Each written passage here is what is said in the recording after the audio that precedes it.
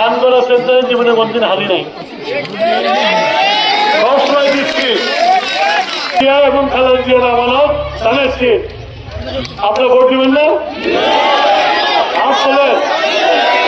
2001 সালে আপনারাই 40,000 ভোটের ব্যবধান রাষ্ট্রকে হারাইছিলেন। নাসিরের যদি 40,000 ভোট হারায় তাহলে এটা কি হবে আপনারা বলবো না। সদবালি কলেজে একটা টিচারের বেতন কত বলো তো? 25,000।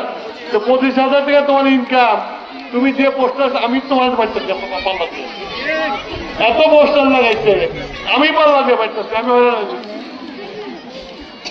তোমার টাকাটা আমি ঠিক আছে বুঝছো বলতে হবে তো। এখন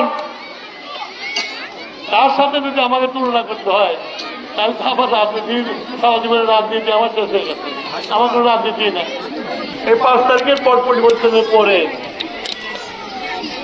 যারা অন্যায় করছে তার সাথে আবার কিছু ভালো লোকেরও মানলাম করতে পারছি। আমি আপনাদের কাছে ওয়াদা করতেছি 13 তারিখের পরে যারা বিনা কারণে মামলা খাইছে তাদের মামলা থাকবে না। আমি বুঝি 18 থেকে 19 তারিখে রোজা, পরিবার ছাড়া পালায় থেকে রোজা করার কত কষ্ট আমি বুঝি, আমি নাই করছি। সুতরাং পরিবারের কি কষ্ট হয় আর যে থাকে না তার কি কষ্ট হয়, এইটা আপনারা দান করার থেকে আমাকে দিয়ে দেবেন। এই লোকগুলা নিরীহ, এই লোক যার ব্যাপারে মামলা হয়েছে আপনার থানায় আলোচনা করে এগুলা থেকে উদ্যোগ করতে বলেন। এটা আমি আশ্বাস দিচ্ছি আপনাদের।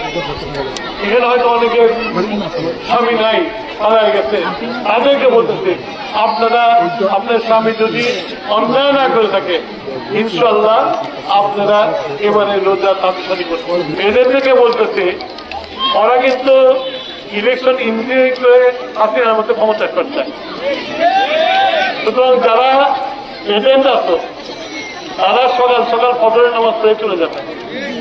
চলে যে ভোট ততক্ষণ শুরু করতে দিবা না যতক্ষণ পর্যন্ত যারা বাক্স দেখবা পরিষ্কার কিনা, আর বই দেখবা, ভোটের যে বইগুলো আছে ভালো করে চেক করে নিবা যে বইগুলো দেখে রাখতে কিনা।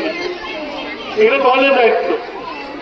চেক করার পরে তুমি স্যাটিসফাইড হবা, তখন তোমরা দিকে ভোট চালু করো। এর একটা দায়িত্ব। 2 নম্বর দায়িত্ব হচ্ছে কিন্তু ওনার মধ্যে কিন্তু মুখ জেগে আসবে। তোমরা তো মেয়ে ছেলে, তোমরা বলবে তো মুখে খোলে। আর ভোটার লিস্ট আছে, ফটোওয়ালা ভোটার লিস্ট আছে, ওই ফটোর সাথে ওই ভোটার ওই মহিলার চেহারা মিলানা। যদি দেখো যে চেহারা মেলে না তাহলে সে নকল ভোট দিতে আসছে, ঠিক আছে।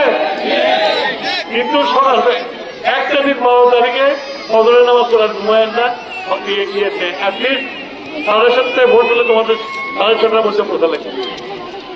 আর যারা পুরুষ আছে যারা দেখেন তাদেরকে একই কাজ করা লাগবে, আমি বোরকা চলা যাবে তো। আজকে বিএনপির এই সংগ্রাম চালিয়ে গেছে, পরে ছাত্র জনতা সবাই মিলে হাসিনার পক্ষে ধরেছে, হাসিনা পালায় চলে গেছে।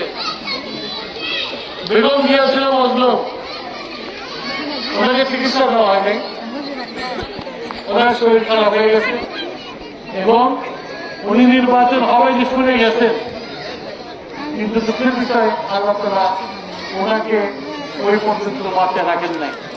কিন্তু মজলুমকে যে আল্লাহ পুরস্কার দেয়, মজলুমকে আল্লাহ পুরস্কার দেয়, এটা হলো বেগম খালেদা জিয়া দেখলেই বোঝা যায়।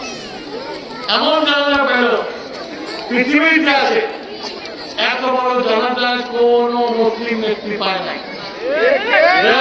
পাইছে। এটাই ছিল